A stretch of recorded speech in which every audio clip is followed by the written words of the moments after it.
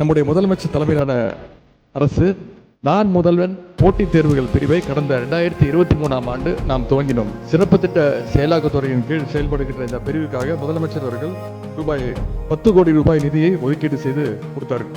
இதன் மூலம் UPSC prelims தேர்வுக்கு தயாராகின்ற மாணவர்கள் 1000 பேருக்கு அவருடைய மதிப்பீட்டு தேர்வின் மூலம் 10 மாதங்களுக்கு தலா 7500 ரூபாயையும், மெயின்ஸ் எக்ஸாமுக்கு தயாராகின்ற மாணவர்களுக்கு தலா 25000 ரூபாயையும் ஊக்கத்தொகையாக முதலமைச்சர் அவர்கள் வழங்கினார்கள்.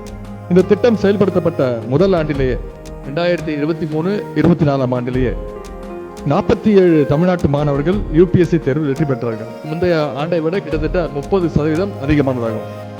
அதன் தொடர்ச்சியாகத்தான் இந்த ஆண்டு தமிழ்நாட்டிலிருந்து 57 மாணவர்கள் தேர்ச்சி பெற்றிருக்கிறார்கள்.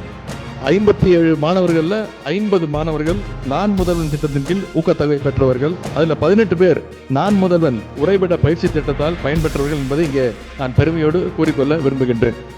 நான் முதல்வன் திட்டத்தால் பயனடைந்த தம்பி சிவச்சந்திரன் யூபிஎஸ்சி தேர்வில் தமிழ்நாடு அளவில் முதல் இடத்தையும், ஆல் இந்தியா ரேங்கிங்கில் அகில இந்திய அளவில் 23வது இடத்தையும் பிடித்திருக்கின்றார். அதேபோல் தங்கை மோனிகா அகில இந்திய அளவில் 39வது இடத்தை பிடித்து சாதனை படைத்திருக்கின்றார். யூபிஎஸ்சி பிரிலிம்ஸ் மற்றும் மெயின்ஸ் தேர்வில் வெற்றி பெற்றவர்கள் நேர்முக தேர்வுக்காக டெல்லி செல்ல வேண்டும்.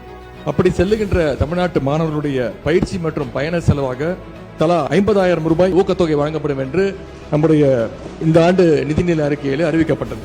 ஆகவே ஒன்றிய அரசு பணிகளுக்கான தேர்வுகள் தமிழர்களுடைய அதிக எண்ணிக்கையில் வெற்றி பெறுகிறார்கள் என்ற அந்த வரலாற்றை மீண்டும் நிலைநாட்டுகின்ற வகையில் நான் முதல்வன் திட்டம் இதே உறுதியோடு செயல்படும்.